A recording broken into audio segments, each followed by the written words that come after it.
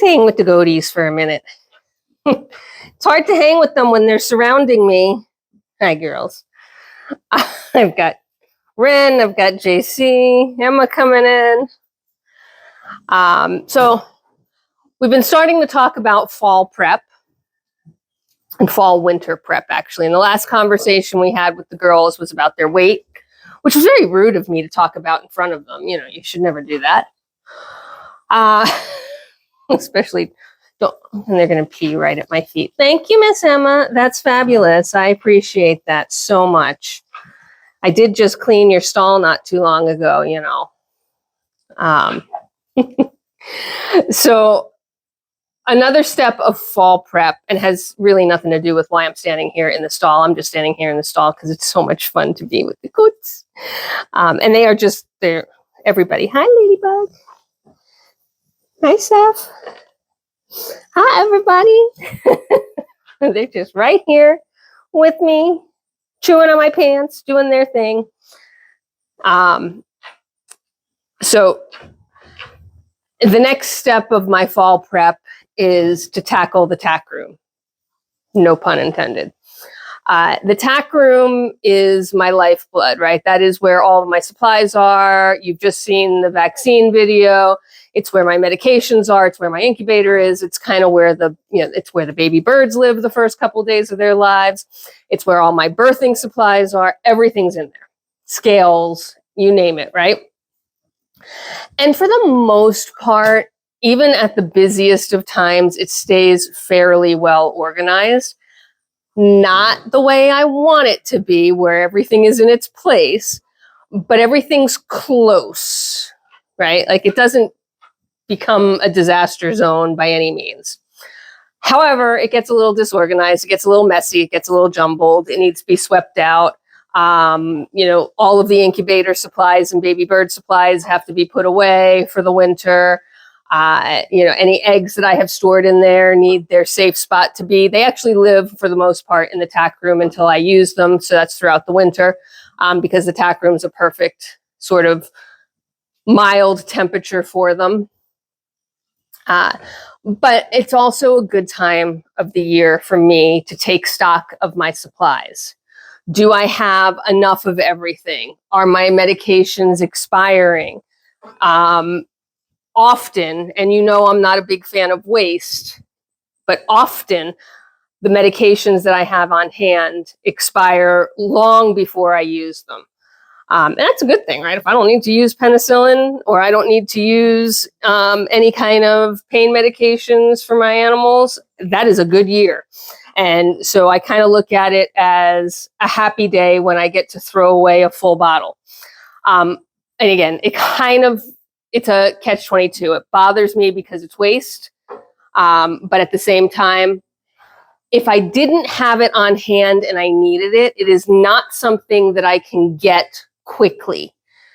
Obtaining medications for goats now require a prescription, require a vet approval, and in my area require an online order. So even if all goes swimmingly, and let's say I have a sick goat, I need penicillin. Well, I need it, it's an antibiotic, so I need a prescription for that antibiotic, and I need to order it. And it's refrigerated, so it needs to come overnight. So I would have to pay for all of that to boot. First, I have to get the vet to approve it. My vet is wonderful, she does, but certainly that can be a challenge. So once you get your vet to approve the prescription, then the pharmacy has to fill it and ship it. So absolute best case scenario, I could identify the need for a medication and have it in-house in 48 hours. And that assumes that I'm not dealing with a weekend, right? So that assumes that everything works perfectly and the goat gets sick on a Monday. I can have medication in hand by Wednesday. Wednesday earliest, that's best case scenario, more likely Thursday. But think about that for a second. Goats hide their illnesses. They're a prey animal. Their instinct is not to show that they are not feeling well or that they are sick, because that would invite predators in the wild. It doesn't do it here, but they don't know that. And I'm stepping out just a little bit because couple of the goatees are out here. Plus, it's a little bit of a nice, there's a nice breeze going on here. So at any rate, goats hide their illnesses. That is normal. That is expected. It's why I find it so important to be able to touch my goats, lay hands on my goats, do full grooms on my goats. I've talked about all that before. So if I identify a need for a medication on a Monday, again, we're talking about perfect case scenario, and this never happens perfect case scenario. It always happens Friday night or Saturday. But we identify a need for a medication on a Monday, and I don't have that medication on hand. I have to call the vet. Sometimes I may need a vet visit. Sometimes I don't need a vet visit, and video is okay or whatever, but we have to go through that process. Then I have to place the order. The prescription has to then be called into the vet. The vet has to approve it. And of course, it's Monday, so the vet is doing all of their normal vet work and maybe isn't getting that approval until after their day is done.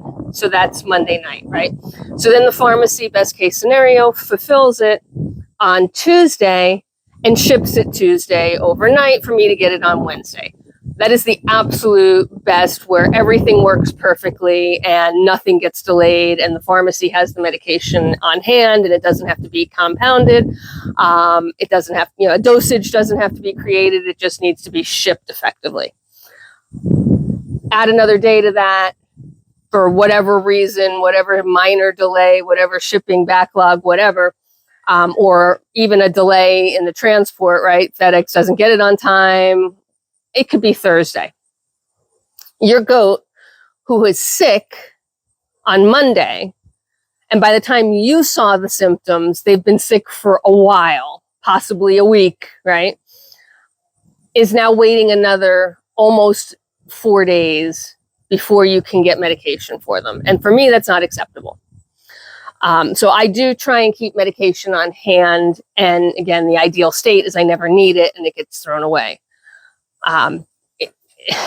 So that is why I opt for waste in this case. And I would probably do the same for almost anything that fell into that same type of scenario where access to the item needed isn't readily available.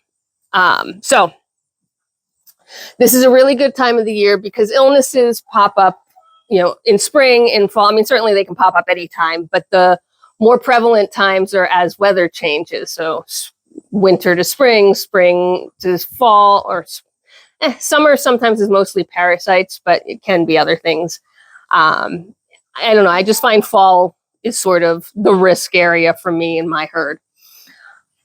So it's a good time for me to go through everything. What do I have? Did I run out of something? Is something expired? Does something look off? You can use medication well past its expiration date. I am not an expert. Go with your vet. Trust what your doctors are telling you. But just like milk, it doesn't, just because the expiration date is today doesn't mean that the milk went bad the moment that date changed. There's a little bit of leeway there, right? But have I reached a point that leeway is no longer comfortable for me, right?